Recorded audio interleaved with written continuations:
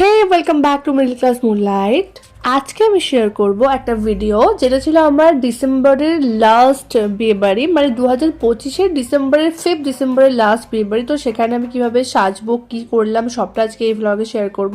তো ফার্স্টে তো আমি কিছুটা সাজার পরই নিজেকে থেকে হ্যাপি হয়ে গেছি। আর এই ব্লাউজের কাটিংটা আমার ভীষণ ভালো লেগেছে, বিয়ের জন্যই আমি কিনেছিলাম ফ্লিপকার্ট থেকে। তারপর ইয়ারিং পরার পর আমি আরও হ্যাপি হয়ে গেছিলাম, আমাকে আরও ভালো লাগছিলো। আর একটা নন মেকআপ আর্টিস্ট যখন আমাকে মেকআপ করানোর দায়িত্ব নেয় আর আমিও টাকা বাঁচানোর জন্য হ্যাঁ করে দিই, তারপরে ঠিক কী কী হয় সেটাই তোমরা দেখো।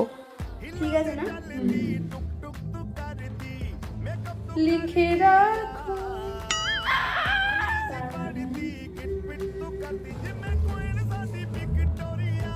আরে এই কষ্ট খালি মেয়েরাই বোঝে গাইস। আরে লাগছে,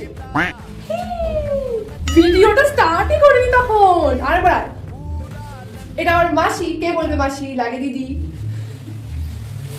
ফাইনালি আই এম রেডি।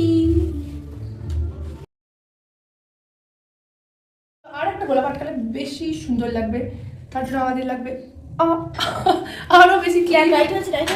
হ্যাঁ, আরো বেশি ক্লিপ। কটা ক্লিপ ইউজ করলি? 7টা না 8টা?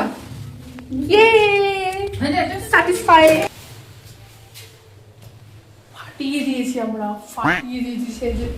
So now I am entering my last বিয়ে বাড়ি। এটা ছিল আমার একটা মাসির বিয়ে, অ্যাকচুয়ালি দিদির বিয়ে। আমি ছোটো থেকে বলি মাসি, কেন আমি জানি না, আমাকে এটাই শেখানো হয়েছিল ছোটো থেকে।